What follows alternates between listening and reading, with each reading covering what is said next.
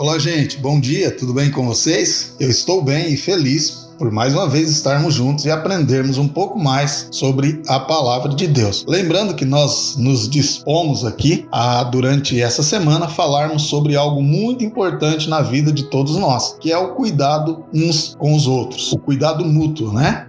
Todos nós precisamos de amigos, todos nós precisamos de pessoas que se preocupem conosco e, na verdade, que se preocupem verdadeiramente, sabe? Não é aquele tipo de preocupação falsa, né? Não é aquele tipo de preocupação que vê você caminhando para o mal e deixa que você siga. Isso não é uma preocupação verdadeira, isso não é uma verdadeira amizade. Um amigo de verdade, ele vai te alertar quando os caminhos que você está caminhando são caminhos perigosos. Ele vai chamá-lo de lado e vai te orientar. Então isso faz parte de cuidado mútuo, cuidado uns com os outros, e que nós desenvolvemos não por nossa própria vontade, não por nossa própria sabedoria, mas desenvolvemos isso principalmente aqueles que creem em Jesus Cristo, desenvolvem isso sob a supervisão de Cristo. Então, com isso, nós vamos cuidando cada um de cada um, né? E cuidando ali uns dos outros, para que nós todos cheguemos diante de Deus com corações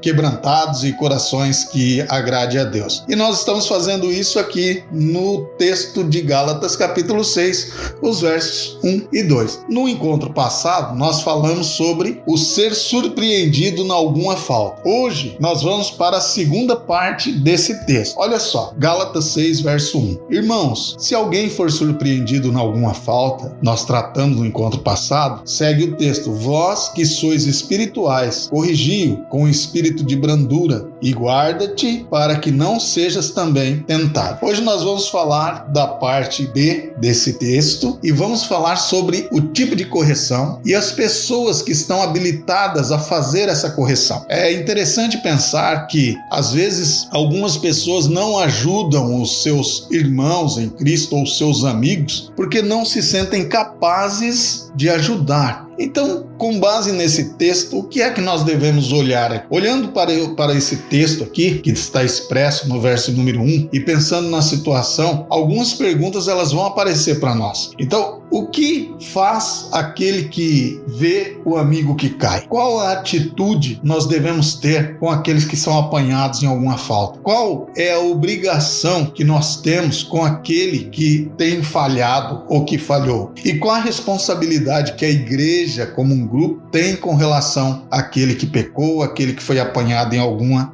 falta? O próprio texto ele responde. A primeira coisa que ele vai dizer é que os membros da igreja, com maior consistência prática da santidade, da palavra de Deus e de seguir as orientações do Espírito Santo, deverão, em espírito de ternura e mansidão, restaurar aquele que cometeu a transgressão. E aqui é interessante pararmos e pensarmos sobre o verbo que está sendo utilizado aqui para corrigir, aqui no texto, olha só, vós que sois espirituais, corrigi-o. O verbo utilizado ali no grego para a palavra corrigi-o, ele traz a ideia de conduzir algo ou alguém à sua posição anterior. E que posição era essa? A posição de integridade ou pureza. Então, se a gente observar a ação esperada de alguém que apanha outro em situação de pecado ou numa falta, ela deve ser uma atitude positiva. A atitude nossa é olhar para aquele irmão e dizer: eu posso ajudá-lo a sair daquela vala que ele se meteu. Deve ser positiva e não negativa.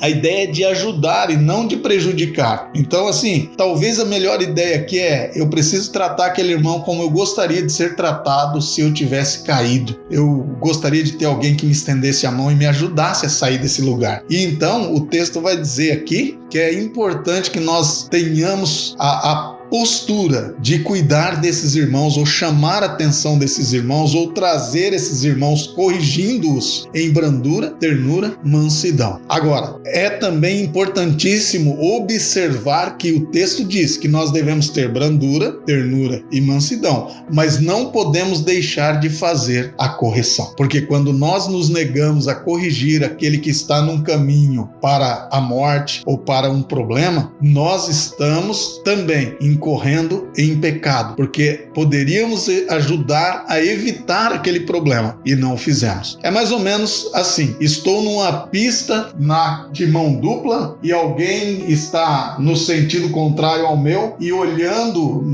anteriormente eu vi que havia buracos na pista do lado contrário, e eu não consigo ajudar ou sinalizar para aqueles que estão em alta velocidade do outro lado. Certamente que eles poderão sofrer um acidente se eu não avisá-lo. Se eu tenho possibilidade de avisar, eu preciso avisar. Nós precisamos avisar. Então, por isso é importante. O texto diz aqui que nós devemos corrigir com espírito de brandura, ternura e mansidão, mas não devemos fugir de fazer a correção ao nosso irmão. Você conhece alguém que está passando por um momento difícil? Você conhece alguém que está num caminho que vai levá-lo a alguma derrota ou a algum problema, um afastamento de Deus, ou um afastamento da família, ou uma situação ruim? Chama ele, conversa com ele, com brandura, ternura e mansidão, mas corrige o seu irmão. Um bom dia, Deus te abençoe e te guarde. Eu espero você em nosso próximo encontro, se assim